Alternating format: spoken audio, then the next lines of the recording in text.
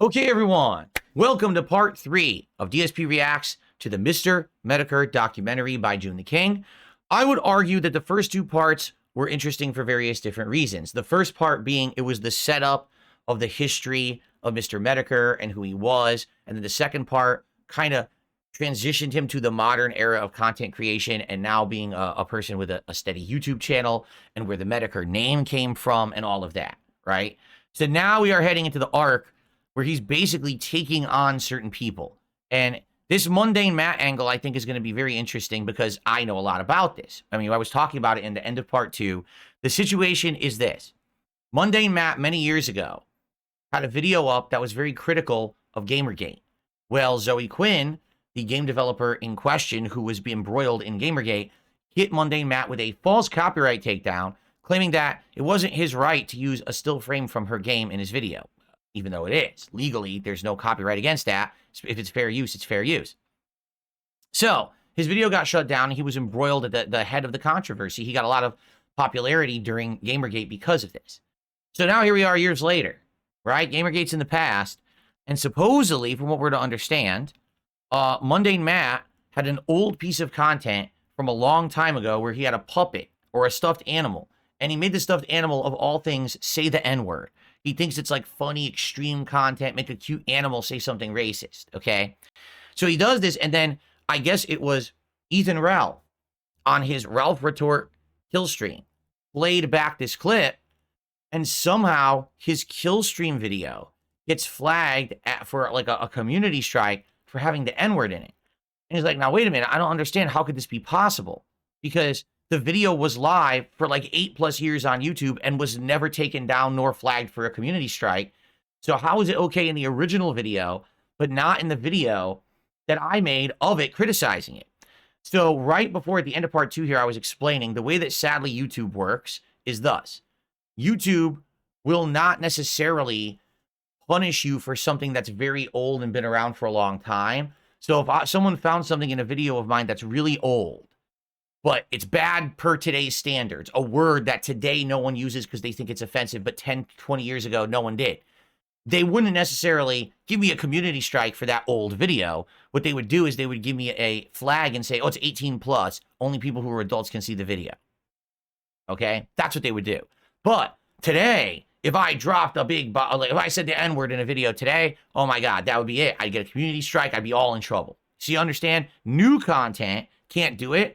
Old content just gets flagged. But how does YouTube identify content as being naughty?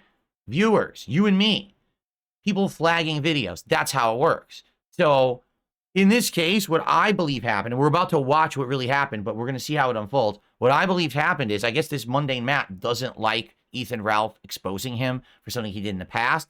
So he flagged his stream and YouTube reviewed it and ended up giving him a community strike because he did it in the modern day, while Mundane Matt's video never received that strike because no one flagged it back in the day, or if they didn't, YouTube didn't care back then, okay? So it's kind of hypocritical. Someone gave you a false copyright strike during Gamergate. That's what gave you your popularity on YouTube. But now here we are years later, and you're employing false flagging in order to help your own content, right? Kind of hypocritical, no? So anyway, here we go. Let's see how it goes. Let's see where the argument goes. All right. And I've actually publicly stated this on Twitter a couple times. There was a time showing it on his stream would have been struck with a strike. And so people began to put forward what their theory. What the hell just happened? I had that paused the entire time. What just happened? I feel like we skipped it. Maybe I think it rewound. All right, let's watch it again. Was on what exactly happened with the stream. It's Mundane Matt's fault. I just want to outright state that. There's no way. I'm 100% certain Matt did this. As was tradition, they got Matt on stream to hear his side of the story. Jim, I understand what you're saying. And I've actually publicly stated this on Twitter a couple times. There was a time period where people were making videos like Godwinson and Dame Pesos, and those videos did come down. I did not have anything to fucking do with that shit. Somebody's going out there and flagging this crap. And I swear to God, I have no idea. I've publicly said on multiple streams, stop doing it. I've tweeted, stop doing it. And people keep doing it. And then Now, again, I don't actually know the full situation here, but I can 100% tell you that happens on the regular on YouTube. People can easily impersonate you just by knowing simple facts like your name, your address, and your phone number. They can put in a fake claim against anyone. It could be a copyright claim. It could be a, what's the other claim? Community strike claim. It could be like a bunch of things. Because people do it all the time in my name. They put in all these false copyright strikes, and I don't do them. I do not do them. But people all over the time accuse me of doing it, claim that it's always me, and I'm like, you can't prove it because it's not me. You can never tie it to me. There's no evidence ever anywhere that would be me because I've never done it. I've shown my claim history and everything. You can't tie it to me. It's bullshit. So YouTube has these holes in their systems where people can impersonate you with basic info. What's sad is that everyone doxes everyone on the internet, and then the info is weaponized. If people wouldn't dox other people, then you couldn't weaponize this shit against others, right? If the moment I moved here to Washington, if people didn't dox my new address and shit, then probably people wouldn't be able to impersonate me. But it kind of like, it's like the double-edged sword. Like, oh, you used it to hurt me, but now it bounces back to hurt yourself because other people are using it to use the broken system of YouTube and get attention for themselves. So it really sucks. So at this point, I have no idea if Matt did it or not. Let's continue. I keep getting blamed. Jarbo attempted to pin the blame on a troll, flagging videos that included him to make him look bad. If you look at his Twitter, it's a daily thing almost. Every month, Mundane Matt's talking about it. Denial after denial after denial. The poor bastard just can't catch a break. And as for that coincidental timing of him being there to give an explanation of why he didn't do it, right after the stream was flagged, well, there's a reasonable explanation for that as well. Mundane Matt is really Minecraft Matt. The fucking Quarry King. Because I wasn't home when I got it. I was on my way to go like pick rocks, literally. We found a dude in the middle of fucking nowhere who's giving away boulders. Rocks are fucking expensive. I'm just going to put out my statement, go run this errand, pick up these boulders. I went down and picked up boulders today. He was just doing his normal afternoon activity of bringing his child with him while he went to collect boulders off the side of the road. You know, a typical activity that we all engage in on a weekly basis. I can't tell you how many fond memories I have of growing up with my parents and having them take me out on a boulder hunt on a Wednesday afternoon. Alongside the strange excuse Jarbo was providing were the various channels that were being targeted that made fun of Jarbos such as Dame Pesos and Godwinson. And throughout the stream, Jarbo continued to deny he had any hand in the flagging of their channels. The one thing protecting Jarbo was that this was not a DMCA or a similar form of a Content ID claim, as when that process is initiated, it shows who pulled down the video and YouTube is involved only minimally as this is a legal process. But the sad fact is people have found loopholes to do it in people's names. And like I said, people will get a form just like that says Phil Burnell, right? But then all the information put in is bogus. It's not my email address. It's not my phone number. It's not anything that's legit. It's just you could tell someone found a way to spoof and fool the system. I don't know how they're doing it because you're supposed to have to do it through your channel. And when you do it through the channel, it shows up in your queue. It shows here's the strikes you've issued or the claims you've issued. It doesn't show anything in my channel. So if someone's impersonating me, where is this coming from? It's so bizarre. It's definitely a loophole that certain parties are using, and they're not sharing publicly how to do it so they can continue to do it and get away with it. If flagging, however, is something anyone could do, and is done to bring attention to YouTube of content that could be breaking their community guidelines. That's but correct. Perhaps it may be possible to find out who exactly flagged a video. There's a way you can show your reporting history on YouTube. I'll link it in the chat. So if you didn't do it, they should have nothing in it, correct? Oh, they're going to catch him red-handed. The plot thickens.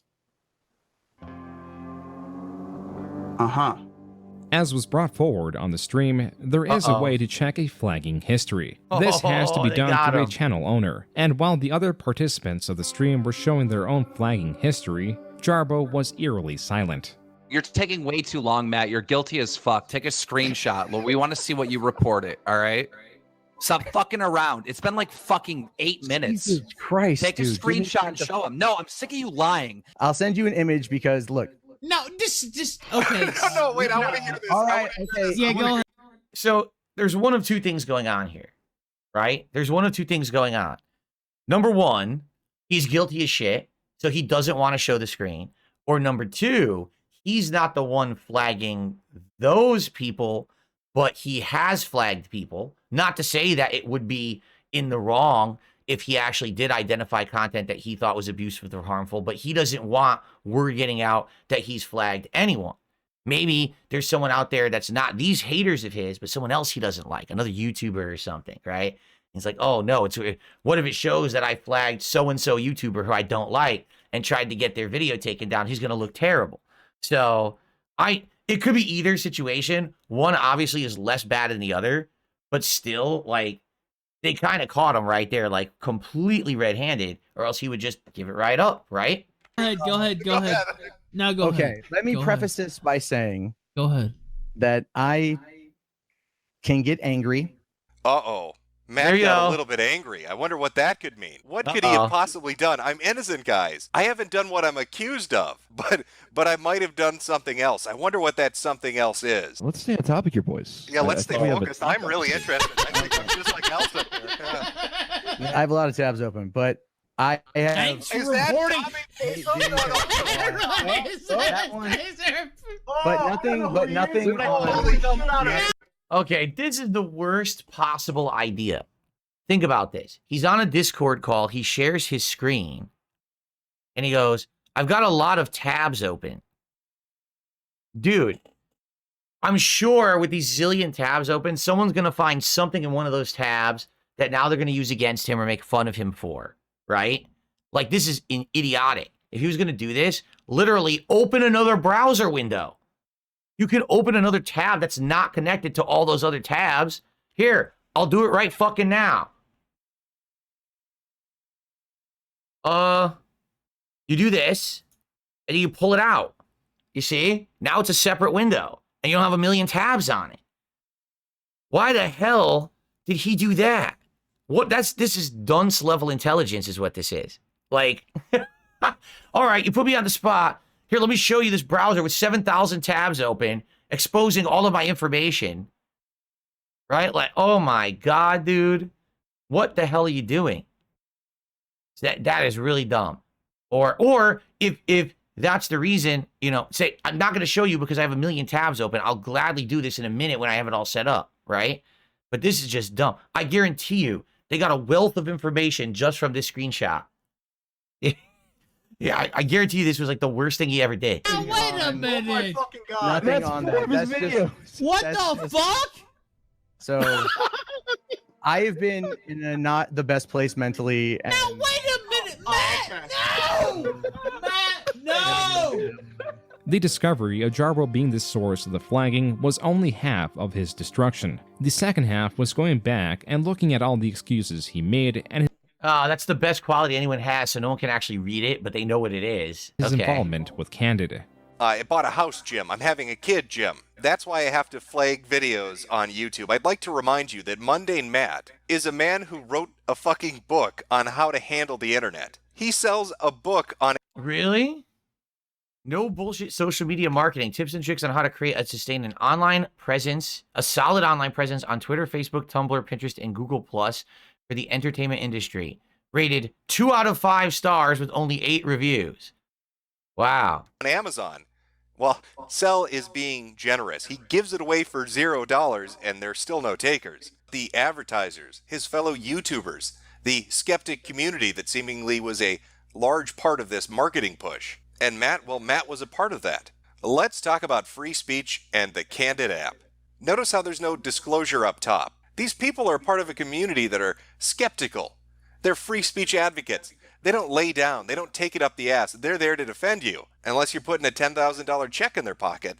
And then fuck you, am I right, Harmful? When Harmful would release a video talking about Candid or poking at Matt on social media, Matt would then, in kind, respond and tell him he was basically crazy. The point Metokur is making is that Jarbo was also part of the promotion of this app, that was, in a way, weaponized to counter opposition of it, even though it should go against their core beliefs. Working with a company whose business plan is to censor and fuck them over. And not just them, everybody else. This was all covered in Metokur's The Ballad of Mundane Matt video, and a good example of how blood sports could progress ongoing feuds. But as was becoming more and more the case, certain feuds that should have only amounted to banter were taken far more seriously by their participants. There's a term that's existed on the internet since, well, the internet itself has existed. It describes a certain personality type, a character most people would encounter on the forums that they might frequent or image boards they might visit. It's a special kind of individual, somebody who's easily quick to anger, who lacks the ability to banter or joke with other people. When forced into a corner or a situation in which they cannot win, they will inevitably fall back upon the position of wanting to kick your ass. You triggered, my dude? You sound pretty triggered. Oh, I'm triggered as fuck. I would fuck your face up so bad. Oh, shit, I'm sure you would, my dude. You sound so mad right now. Oh, God, you sound so mad, dude. Oh, I'm mad. I would fuck. Oh, you sound so triggered right now. I'm such an internet tough guy. Destiny's opponent in that moment, and who Metokur was making a video about, was Tonka Saw. That behavior has existed within him, on the internet, for at least 7 or 8 years. Every single person he would encounter who would eventually throw up a roadblock to his bullshit would sooner or later receive a challenge to fight him in real life. But as with most internet tough guys, nobody really gave him much attention. They just saw it as complete bullshit and moved on. That is until a little cokehead by the name of Andy Worski said enough is enough. Oh, really? Interesting. So now we're getting backstory. Very interesting. Okay. So Andy Worski is going to fight this guy in real life. All right. I will go to the States. I will go to the ring you want me to go to. Metokur proceeds with explaining who Worski is from his involvement in IBS, the fabricated information about him and a minor, and the poor advice he received from Tonka Saw. This presents the feud between the two and why Worski, unlike other people, readily took up Tonka's offer. Shockingly rare occurrence, an internet tough guy actually had to put his ass on the line. And that is thanks to Tara LaRosa. Now Tara, a sometimes guest on the Morning Kumite, had heard that Tonka and Andy were having an argument. Tonka had said that he could set up a fight, that he could arrange the details of it, but he was running into some difficulties. And out of nowhere, Tara said, she'll have it set up in 5 minutes. Just like that, Tara LaRosa set up the fight in less than 5 minutes. You're welcome.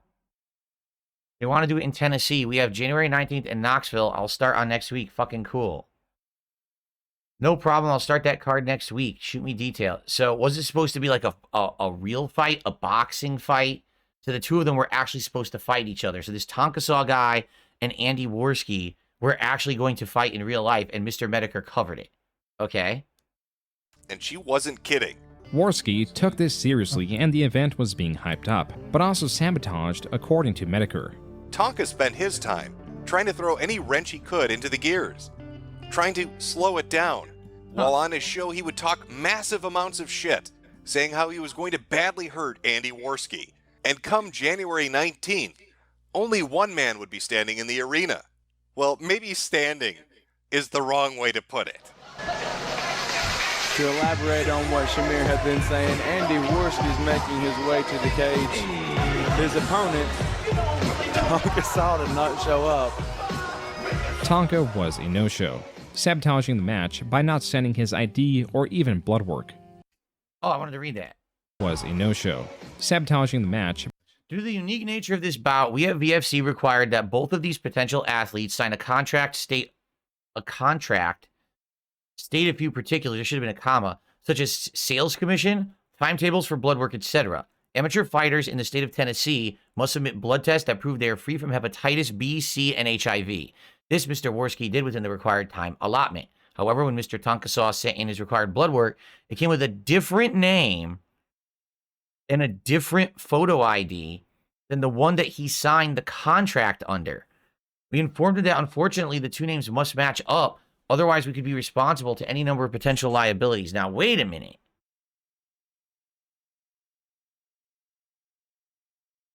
So, they're implying this was done on purpose because he wanted to dodge the fight. But what if that wasn't the case?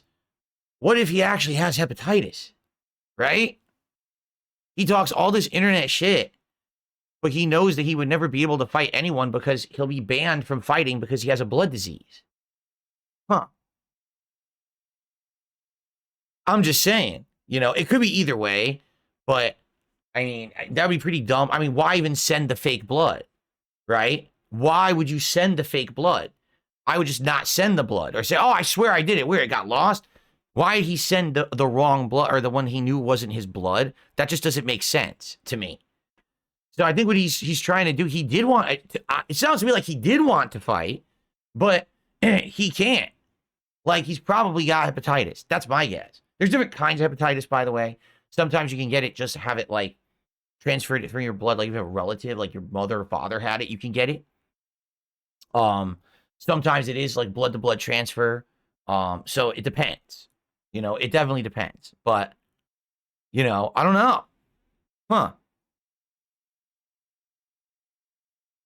Harry the Hippo says, no, he's all bark, no bite. But again, if that's the case, right? Why do this? I don't get it. Like, this doesn't make sense. Why pay to get someone else's blood work and submit it? You know they're not going to accept it. And if they do, you'd still have to show up. What if they were so dumb that they accepted it? Then you'd still have to show up. So I don't get it. Unless it sounds to me like this is something you do to avoid detection that you have a blood disease, and he still wants to fight. It doesn't sound like he was trying to get out of the fight. It sounds like he knew he would never be able to fight legally. That's my take. Maybe I'm wrong. I don't know. By not sending his ID or even blood work. Tonkasaw refused to sign the contracts asked of him, and sent in multiple names under the contract and the blood work. They even follow up on this in a later paragraph. Mr. Tonkasaw sent in someone else's blood work and ID. He did not make it to Tennessee. Metokur also goes through some of Tonkasaw's lies. Unlike the Matt video and Blood Sports events, Metokur had no direct involvement in these happenings. This is because at this point, Metokur had created distance with IBS, just like he did with Gamergate because of how obscure it was becoming.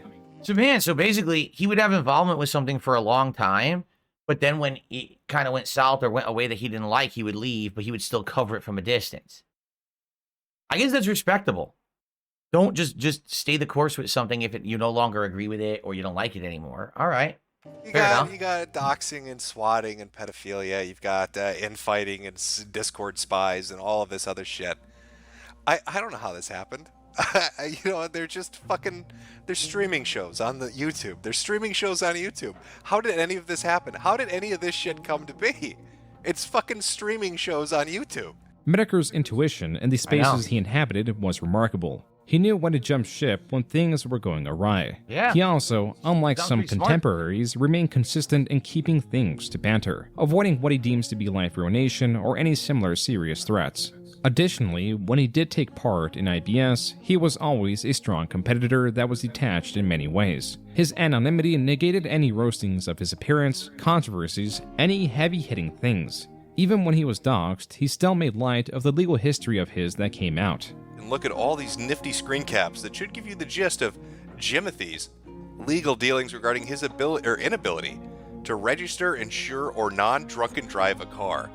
Huh. Can we really be surprised by that? Do we know Irish people that aren't fucking excessive alcoholics?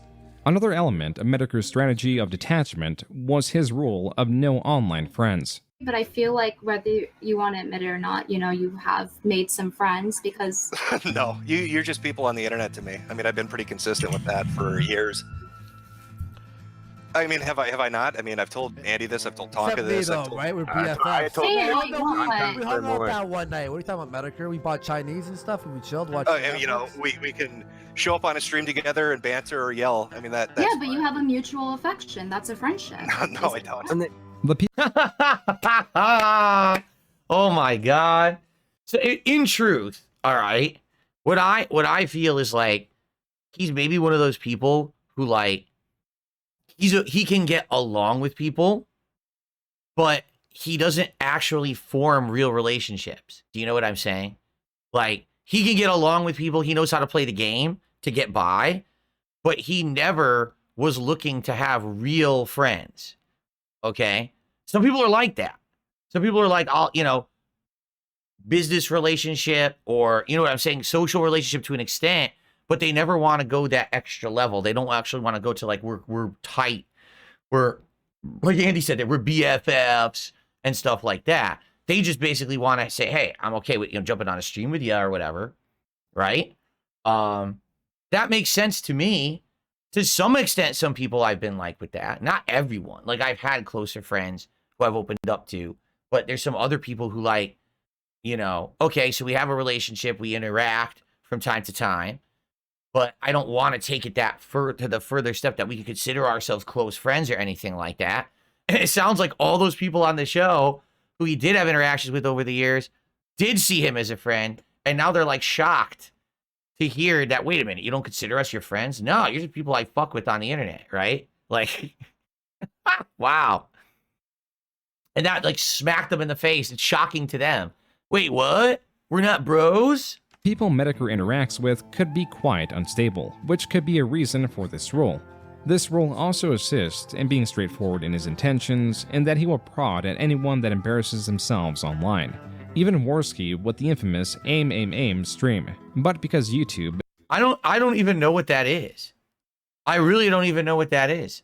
I've heard the meme, but I don't actually know what it is. I haven't seen it. So maybe someday I'll have to you know, educate myself on it, but I don't know what the meme is. It does not look kindly of videos showcasing people brandishing weapons. This event cannot be shown to its fullest. The gist is that Worski in Florida, after a verbal confrontation with 3 other individuals at a bar, walks off with his 2 pals. A fair amount of time passes, and these individuals catch up to Worski and his friends. More than Worski convinces his friend to pull a gun through these words. Go aim. This resulted in Worski and friends calling the police, but in a turn of events, because Worski's friend Alex pulled a gun that was not fired, there were still charges filed against Alex, 3 of aggravated assault and 1 of simple assault. Metokur had a field day with events like these, the stranger the better. That's why his interview with David Stay, a lesser-known star known by Jim for his portrayal of Mandar in the short-lived 1980 series Photon, was memorable. What am I watching now? Wait. Sometimes I feel June moves too fast through topics. So I'm letting it settle in what happened, the Andy part. And now all of a sudden we're watching Photon from the 1980s? Like, what kind of a transition is that? What the fuck is going on? Hold on. Let's calm down. Let's rewind from fucking Photon for a second here. Guys doing frontal flips and shit. Okay? So what happened was, a bunch of people out at bars get into a fight, or not even a fight, but a verbal disagreement. One of, I guess, Andy's friends has a gun for self-defense. These guys follow them out of the bar. So they left. These guys came after them, right? And basically were still yelling at them and trying to cause a problem. So Andy told his friend to pull the gun on them. He's like, aim at them, right? So he shouldn't have done that. We all know this now on the internet. This is all like known shit. You can't just pull a gun on someone. You can't aim at them. If it's documented, you're going to jail. You are, that's life-threatening situation. The only way that he could have been able to do that is if they were already assaulting him. Then he could have pulled the gun for self-defense. But you can't just pull it out like that. So, exactly. Boogie found out too. Yeah, Boogie shooting into the sky. You can't do that. I think people just on the internet, they think that like everything's like in the movies. It's not. The law is not like the movies. You can't just do the shit they do in the movies and get away with it. So that's what happened. So basically that happened. Metokur covers it. Now he's disassociating himself from Andy. He's disassociating himself from this Tonka Saw guy from Internet Bloodsport. Basically, he just keeps disassociating himself from everything as the entire internet is falling apart around him. Okay, now let's figure out what this Photon shit is all about. 1 of simple assault. Metokur had a field day with events like these, the stranger the better. That's why his interview with David Stay, a lesser-known star known by Jim for his portrayal of Mandar in the short-lived 1980 series Photon, was memorable. So I know what Photon is because I saw it a few times. Photon was an action show. Think Power Rangers, okay? But no giant Zords. It's just like hand-to-hand action, fighting, and also they used guns and shot each other. What it was laser tag, okay? But the reason it existed, they wanted to sell the Photon laser tag sets to kids. So it's kind of like a product tie-in show. It wasn't a good show, and I don't think it even ran that long. But the sole purpose was to sell the toy. So I've seen it a few times, but I never liked it or anything. I saw the toys in the store, but I never wanted them. I was an action figure kid. So I was into like buying, He-Man and shit like that. I talk shit, okay? But I didn't really push it on people. You know who, I'm going to tell you, he set me off. Barack Obama, he set me off. I was getting ready for work, and this is when I don't have a television, but I had a TV, right? My TV's always background noise. So I'm getting ready to go to work, all right? And I don't know what he said before. I don't know what he said after. And I cried on this day. I cried this day. What? All I heard was this. And for all you flat earth, tinfoil hat wearing people. And I looked up, I said, what the fuck did he just say that for? I said, why would he say something like that? And you know what I found out that day, pal? There was actually, I have nothing to do with it. But there was an actual flat earth society. And I wasn't fucking alone. Or some might have questioned Stay's conspiracy. Wait, what? This guy is so dumb, he thought the earth was flat. Oh, no.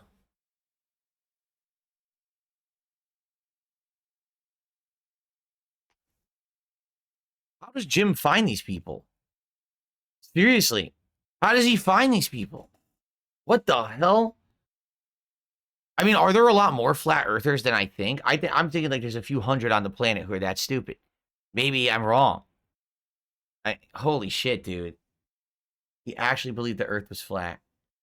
To theories, Metokur let him talk. In this way, bringing only minimal confrontation allows him to express his stranger yet more entertaining thoughts. And though Stay did have highly irregular perspectives, his intent of kindness made him a likable person within the stream's eyes.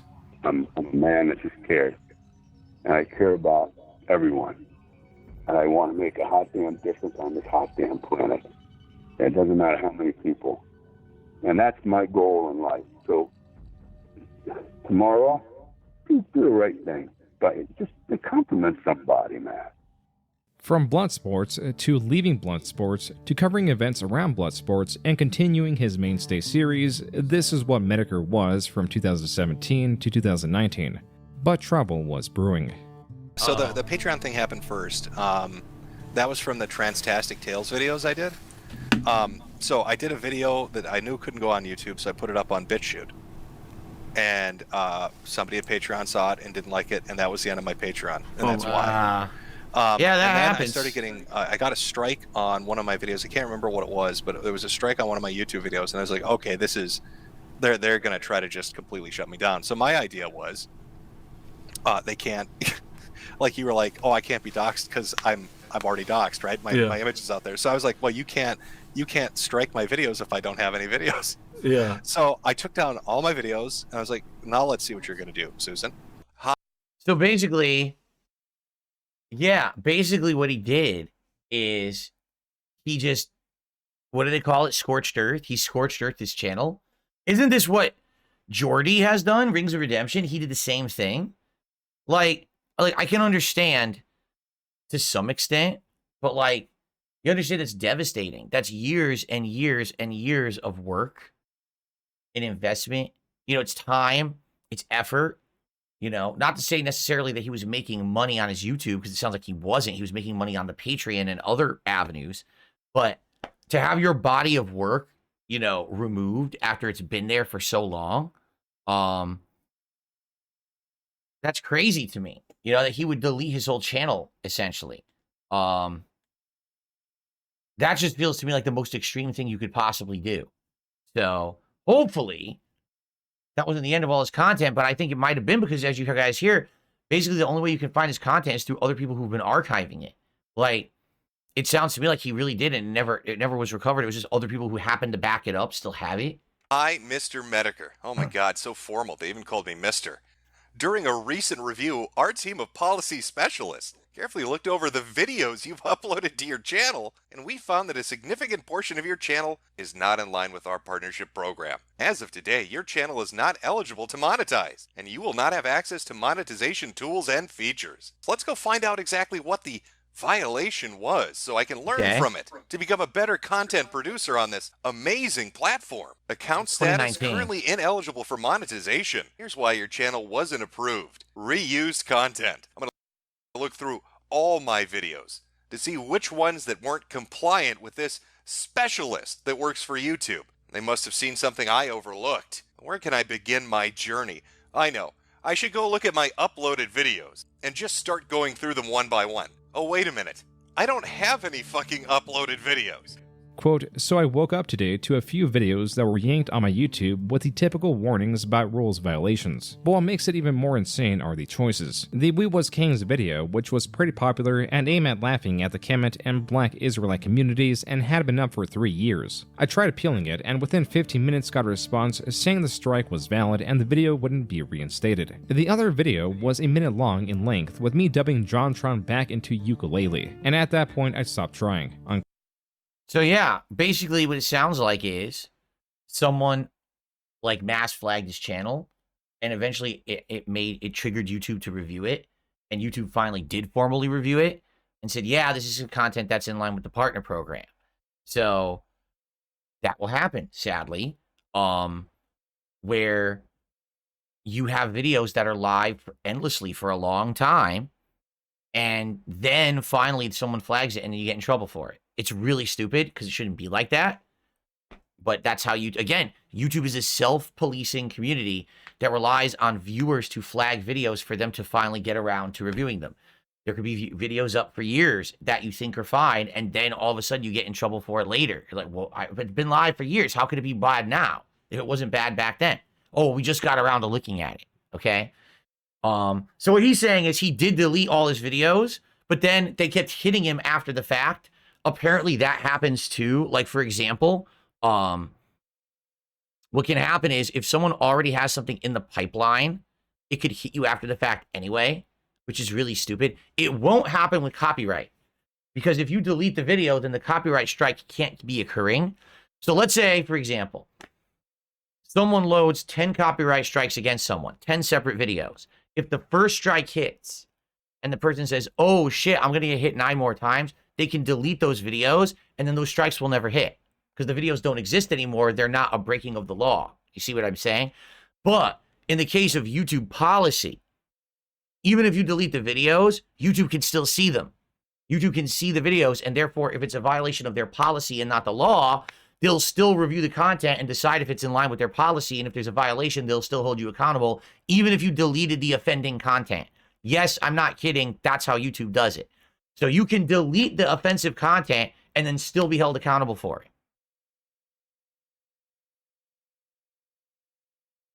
Isn't that a great system? Okay, so let's continue. Quote. At the bottom of this community post, Metokur states this is why he deleted all of his videos, because even if unlisted or made private, YouTube will still use whatever content to apply strikes and take the channel down, as they did with the channel Mumkey Jones a year prior. As for Metokur, though his strikes were likely done to eradicate his channel, there was a shift in content during this time. As Metokur mentioned, How the Sausage is Made was uploaded to BitChute and not YouTube. The video covers the surgeries and is highly graphic with nothing left censored. This is a video on a mostly partisan topic, presented graphically and more serious than his other videos. After his channel was demonetized, the next month, still uploading on different platforms, he uploaded Slip and Slide. Bad things don't just happen at once. The worst of the worst damage that can ever happen to a group of people or to a society is a death by 1,000 cuts. By the way, I understand that Metokur is basically lifting a middle finger to the entire internet here, but take a look at his avatar. His avatar absolutely positively looks like someone in like a Nazi military uniform, right? But I think he did it on purpose. He's trying to be offensive. Like, that's the joke, right? At least that's my take. Like, listen, you guys don't like me, so I'm just going to animate my character here to basically be wearing a full offensive military garb. The only thing he doesn't have is the swastika on the armband. He even has the armband, just no swastika on it, right? Maybe I'm misinterpreting it, but it seems like that's what he's doing here, right? He's not saying that that's who he is. He's saying, hey, listen, if you're going to fucking say awful things about me or whatever, I'm just going to make my avatar that anyway and take that shit, right? Yeah. Incremental changes, almost imperceptible changes, argued only on their singular points, taken out of context of the bigger picture, that allows you to reach an endpoint where the National Guard are coming to take your guns, and your son is in a dress getting fucked by a pedophile. That video was about homosexuals. And I know there's nothing more that people fucking hate. Like, I get this, because I run into this too. Where you're watching a channel and you really like the fucking content, right? And you're watching all the series, and then suddenly they come in with their hot political takes. And you're like, please, dude, come on. You're fucking killing me here. So I tried my best to keep it minimal, but I never hid that I'm more of like a kind of, conservative. Just from an audience perspective, I tried to keep it like focused on the series, but every once in a while I'd get like a hair up my ass and want to do a political thing. And so Slip and Slide was kind of like my take, or what I saw as where things were kind of going. And I tried to sum it up as best I could. And I think a lot of the points that I raised were pretty fair considering where we are right now. There was something more aggressive going on within Metokur's content that started in... That was 2019. So that's, 5 years ago, we're not where we were now. In fact, we were in a very different place than where we are right now.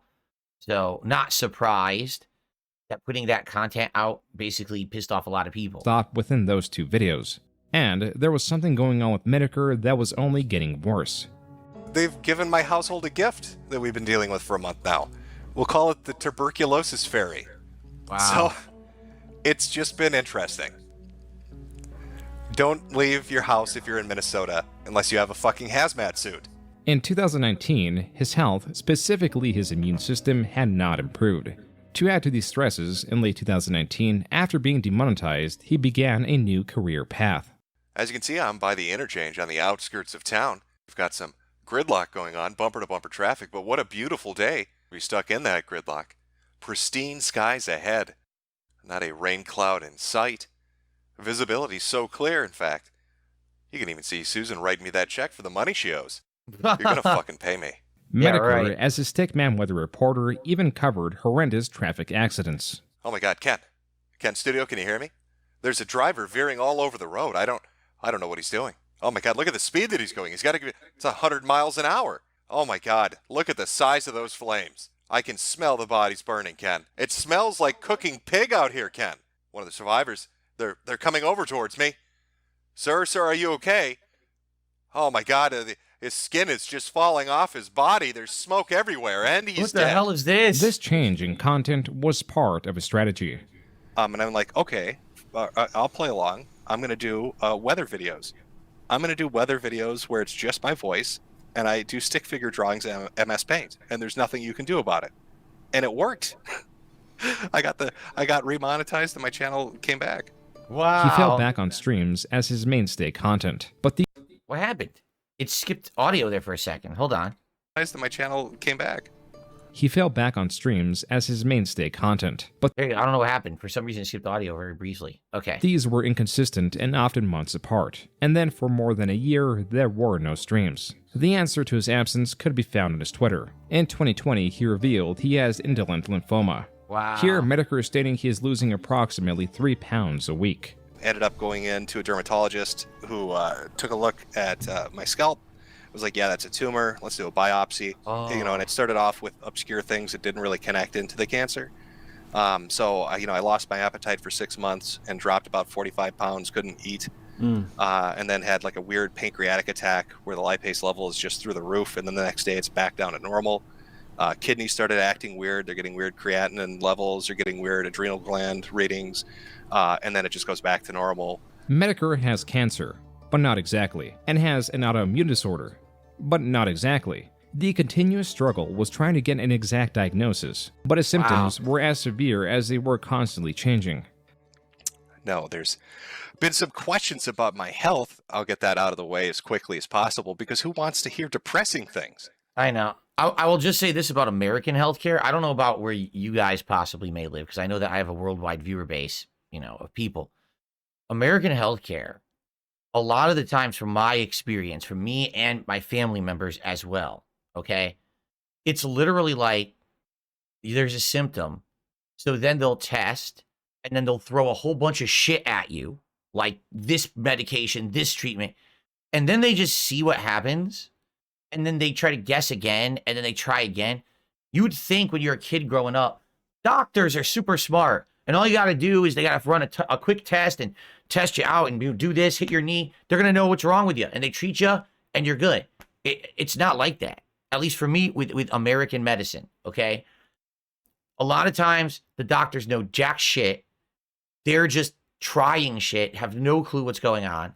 And so the problem is sometimes with the condition you have, you may not have time to fuck around.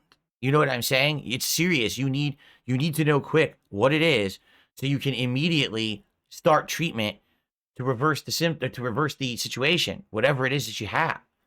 And with some people, they discover things so late that they don't have that time to mess around. And it seems to me like in this case, that's what's going on with him. He has this, but he has this. Well, what is it? What do I actually have? Why are we fucking around? Can we ever find out? It's got to feel awful. It's got to feel terrible. You got to feel like completely uncertain. I mean, it must destroy you mentally, physically, you know, emotionally, everywhere. Just the stress levels, the fear, because medicine isn't as exact a science as I think a lot of people like to portray it as. It's a lot of trial and error and testing and shit. At least, again, from my experience, I don't know what everyone's experience is out there. Maybe there's a country where the healthcare system is so amazingly advanced, they figure out shit right away. I have not experienced that whatsoever in the United States. Yes, I did get sick. Yes, I am still sick, going through the clinomics program at Mayo to try to figure out what it is. For those of you unfamiliar with what clinomics is, it's fucking research medicine. So that's always fun. Now, I know that some people have called into question if I have cancer or not. I heard that Mersh said that. In fact, you might want to be careful, chat. I also heard that Mersh told people if you donate to me ever on any live stream I do, he's going to be very disappointed in you. Mersh is a creator who was assisting in putting forth the idea that Metokur was faking his illness. In a space that is highly paranoid, these rumors do tend to float around, especially when money is involved. To that extent, Metokur was promoting his merchandise, specifically his hats. He had been selling his iconic 4 out of 5 stars hats off and on, something that started to raise funds for a potential lawsuit that never formed. But now in 2021, being inconsistently monetized on YouTube, this was his main source of income and why he is referred to as a hat salesman. Quality fucking hats, ladies and gentlemen. Buy a hat for your hat. Oh, this is music. Oh my God. Buy a hat for your hat. Buy a hat for your hat. A simple yet memorable line. With Metokur's health on a constant decline, this was a rallying cry of sorts. Money raised for his possible mounting medical bills. But even though Metokur has many fans, there are still a fair amount of people that want to bring his destruction. Some insulting his wife or threatening to show up at his house, etc. Yeah, fuck you, bitch. Augustine, greasy Ralph, Korean. come on. You wife. fake being Nobody religious, you gives a should be able to say Yet Metokur never reflected those life ruination tactics, even if he did get visited a couple of times. Oh, 1 second, chat. 1 second, chat. Oh, we might have visitors. Hold on. Oh boy. He got swatted, just like everybody else at this point. At this point, I feel like I was one of the first people. Because it happened to me in 2015. It seems like since 2015, so many people have been swatted, right? But I feel like I was one of the earlier ones. I don't know. At this point, it's almost been a decade. Shit. Not all visitors were unwelcome. Had a little gift left on my lawn. A little gift left on my lawn. Now, you know, fun fact, I do have cameras around the house when I show the swatting footage, everything like that. But generally, if people are just having a bit of a goof or fun or whatever, I don't usually put up footage because everybody tries to be so shy and coy about it. Like if you're dropping off potatoes or running up a cart or something like that, I'm not going to do it. But notice somebody with a sled out in the street at like 10 at night trying to be stealthy. And then, what do you know? What's sitting at the front yard? What's been built up in the front yard? A snowman. This footage came from his quote-unquote final stream. Well, as you know, this will be our final stream. Jim is riding off into the sunset. He's going to go do Jim things. Metokur did plan on this being his final stream, but it was only the final stream of 2022. We last left off with my Truman Show exit. I was, you know, pretty clear that I was going to die. You know, had everything set up. I was looking, what would you say, resolute? But to catch you up, chat, on why Jim has crawled out of his fucking coffin for the time being, it's to sell you beautiful fucking hats. We all love Jim's hats. Metokur came back to earn money, to entertain, and announced that he would possibly show his long list of symptoms to try to crowdsource a diagnosis, as now in August of 2023, 3 years since the discovery of the cancer, things have progressed to the point of having multiple heart attacks and a broken back, and still doctors are unsure what exactly is wrong with him. The fuller extent of his symptoms were revealed in a stream that took place March 2024. Said Jim. I don't know where he lives. I'm assuming since he got doxxed, does he live in the United States? So it's U.S. doctors who can't figure this shit out? Awful. Fucking awful, man. Wouldn't wish that upon anyone. You have insane, over-the-top, crazy, life-threatening symptoms of a million kinds, and no one can help you. No one can figure that shit out. Jim's faking everything. That's Jim, right. They said it earlier in the documentary, Minnesota. That's right. Doesn't have a wheelchair until Jim showed him the wheelchair that Jim owned. Until Jim posted pictures of his wheelchair to shut Brian up, and then Brian all of a sudden retreated into some other retarded shit. So I'm really looking forward to finding out what Mersh is going to say as we go through this. I put together a little collage, and I had to be smart about it.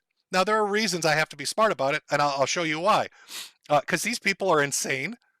They're literal insane retards. Now, Mersh likes to say that, oh boy, Jim's died 4 times, Jim's faking his illness and all this. And I've talked about being sick, and I've gone over it when people have asked in Super Chats, and I talked about it when I had my heart attack. It shows the date of implantment and everything else, because they put you on medication where you'll die if they cut into you. Or if they put you in an MRI machine, it will rip it out of your fucking chest if it's too strong. Nah, this is fucked. Why do you have to show all this?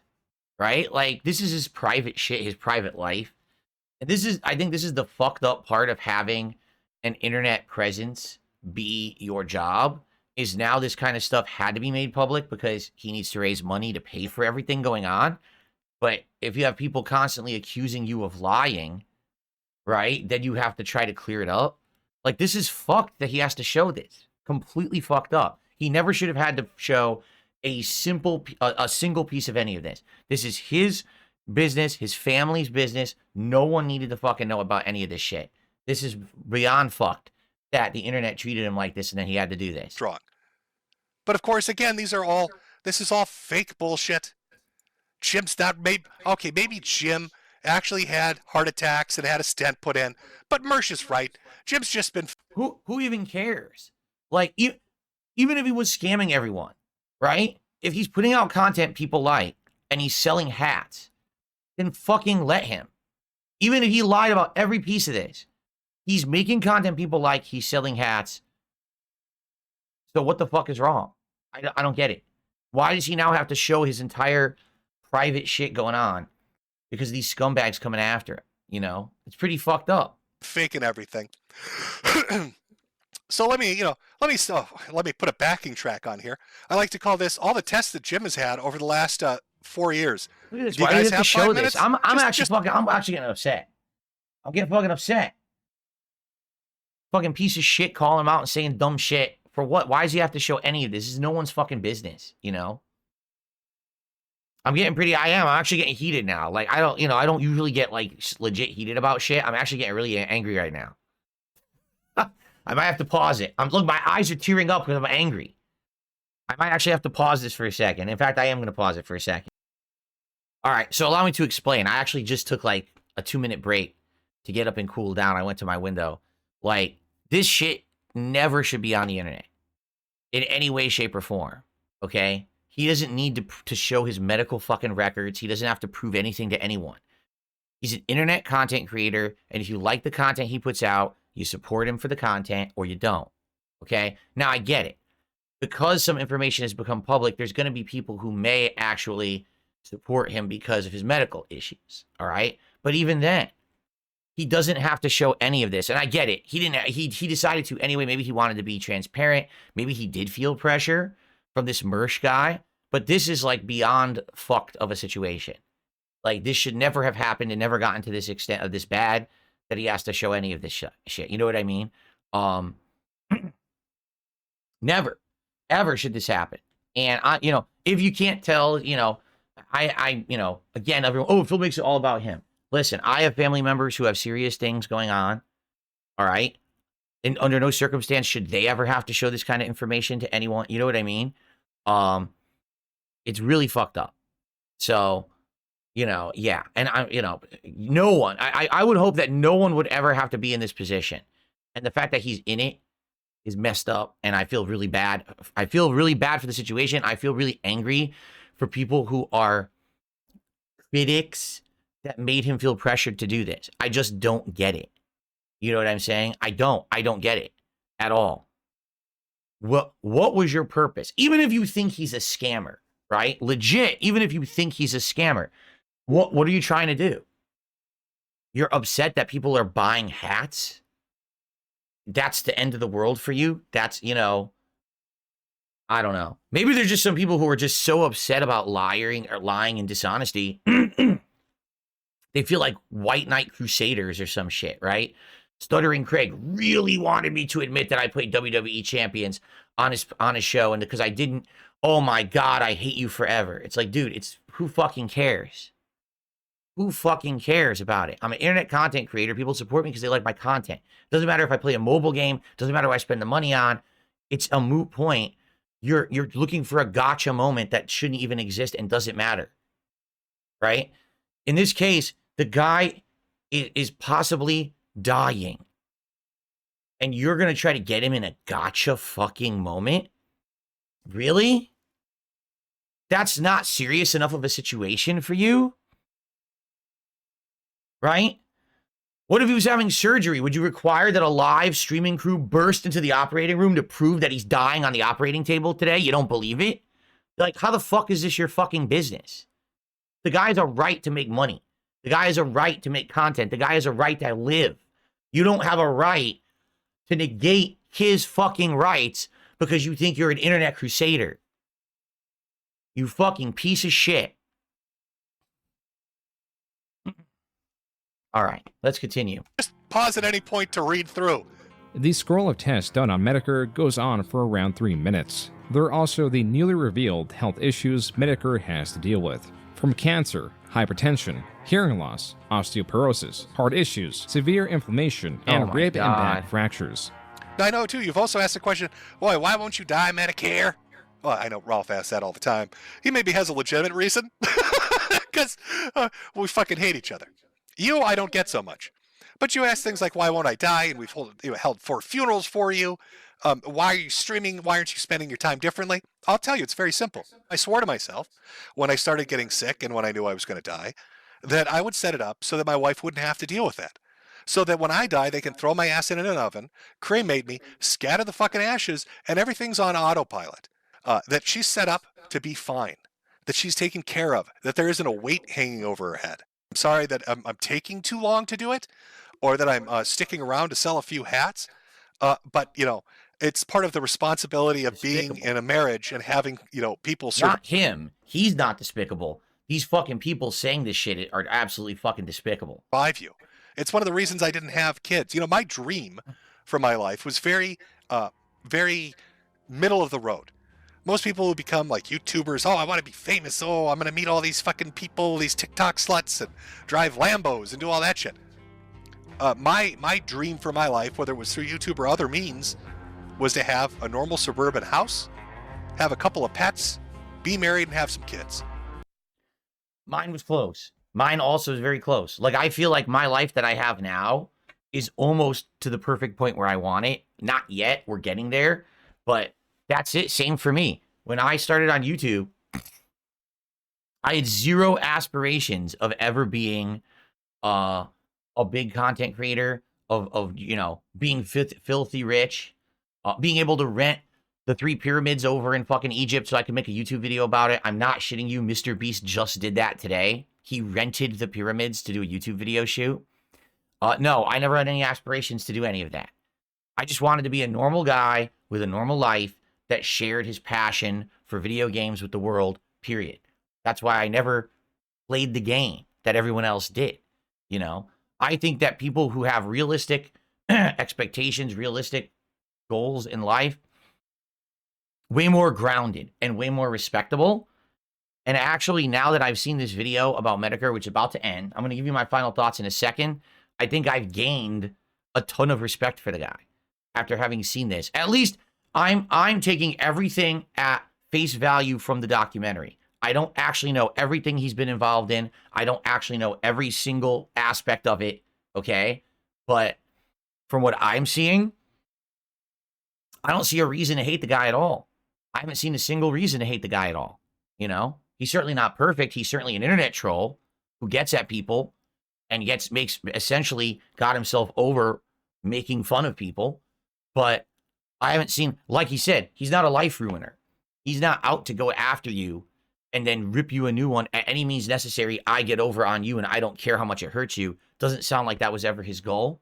Whenever he saw that things were going in a different way he didn't like, he distanced himself from it. He managed to keep himself away from every major controversy as they were unfolding. Yeah. Seriously, like I knew nothing about him at the beginning of this doc, and now seeing this whole thing, it's like, I guess I kind of get it. For me, it's like I'm being aware of all this at the very end of the road of it. You know what I mean? This is the end of the ride. So, pretty crazy. People Person says he has one of the most recognizable voices in web history, in my opinion. The doc skipped way too much the Sargon stuff. See, I don't even know what you're talking about. I don't know what Sargon stuff you even mean. But all right, let's see the finale. Let's see how it closes. That was it. And I was very close to it. That is the core of Metokur, a creator known for his consistency. Hated or liked, where other creators fell through the cracks, when even just measly pressure was applied, he remained stalwart. From Gamergate, IBS, his constant bans, to dealing with his degenerative, debilitating illness that no one can diagnose. Metokur, a simple hat salesman, was always able to make the best of it with his trademark smoker laugh. Wrap it up and go die? All right. Is this a point where I get sappy and I say something emotional? Am I supposed to give great life advice now as I finish this out? Is this where I tell you something you already know and you all have to pretend like it was insightful and deep? Listen, I just like to laugh at dumb shit on the internet, and I think you do too. I think that's what we all like to do.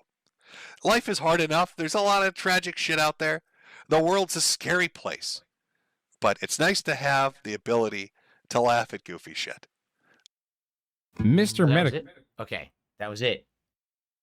Well, from what, again, I can only speak from my perspective, right?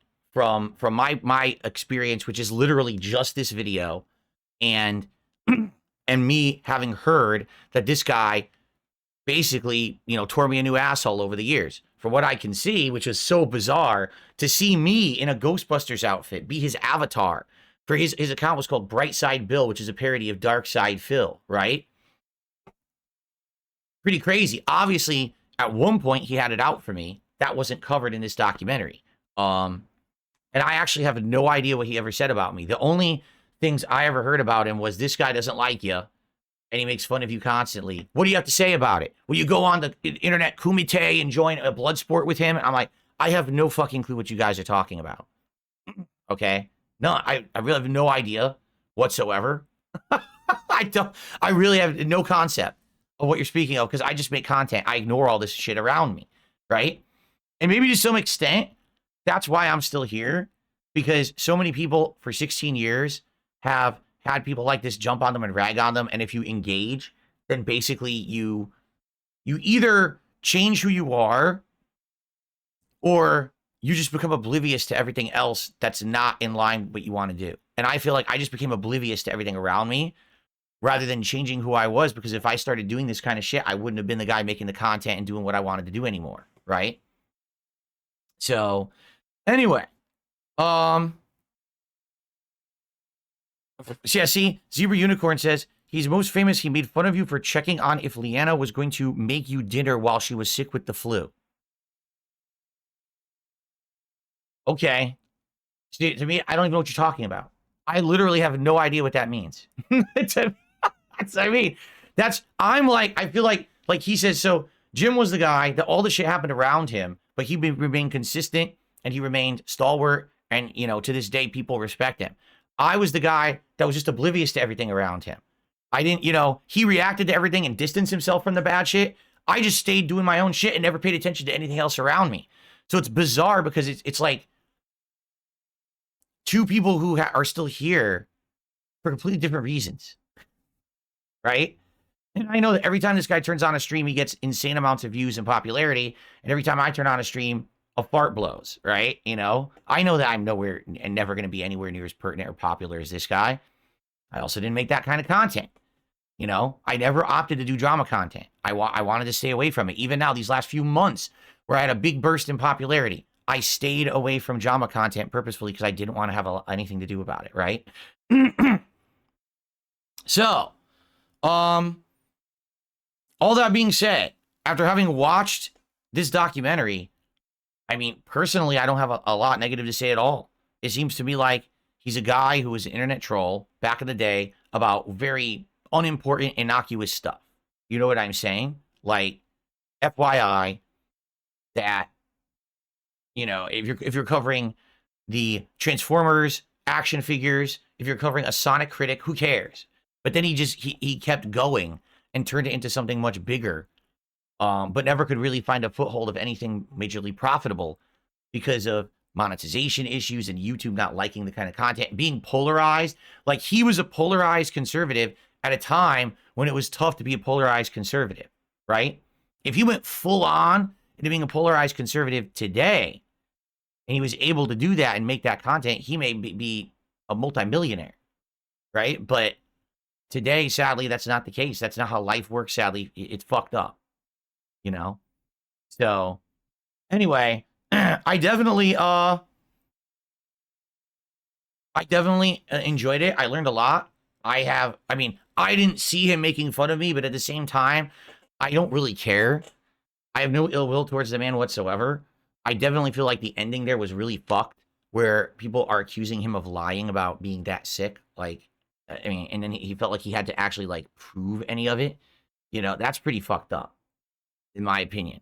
It actually got me upset. But I think it's a well-done documentary. It's only an hour and a half. You know, it sounds like people wanted June to go more in-depth. Like, a lot of people in chat are saying the Sargon thing, seeing him actually debate someone, which actually seems to be glossed over. The fact that I'm in the video but not covered, which is weird, because why, you know, he's made a whole documentary about me that's 4 hours long, but then doesn't mention the fact that I'm his avatar and that obviously his account was my name. Like, what's that about, right? And I don't know. But hey, it was a good one. And I'm glad that I learned about him. To be honest, I'm not upset. I'm glad I watched it because now I at least understand the references. It's a shame that it sounds like I'll never have a chance to talk to the guy, because really that's all I really wanted at this point. Like, so many people saying he wanted to have the conversation with me. He wanted to have it, and now it's too late. It's like, well, that sucks. I wish it wasn't too late, but it sounds like it is. I've tried every effort to be accommodating to the guy. I know that he's insanely sick, and, you know, it sucks, his situation. And I wish him the best for as little as that means at this point. You know, I know that my well wishes aren't worth a fart in the wind to anyone at this point. But I really hope that, you know, something goes well for him. Because to be in the situation he's in is really messed up. And the fact that so many people say that he's been a meaningful person to them in their lives and stuff, it means something. You know, I missed out on it, but that doesn't necessarily mean that's not real for a lot of people. And I really hope that things go better for him, you know? But, all right. So that's really all I have to say. I try my best to try to relate to it. Again, with anything relation to me cut out of the history here, it's kind of hard for me to relate that much to the documentary. But I certainly hope that people still enjoyed my react, really.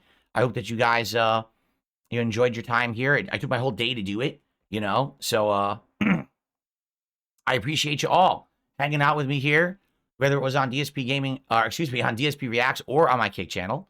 And yeah, more suggestions, you know, appreciated, of future projects that you would like to see me do for long form reacting. I would love to hear what you want to see next as a long form react. It definitely doesn't have to be a documentary. It could be topics and things, you know, that we could gather together. But for the Mr. Metokur story from June the King, great documentary, as usual. Interesting story. Hope that you enjoyed my react. Okay, guys? And I wish him the best. I really do. All right, guys. Thank you so much. See you later.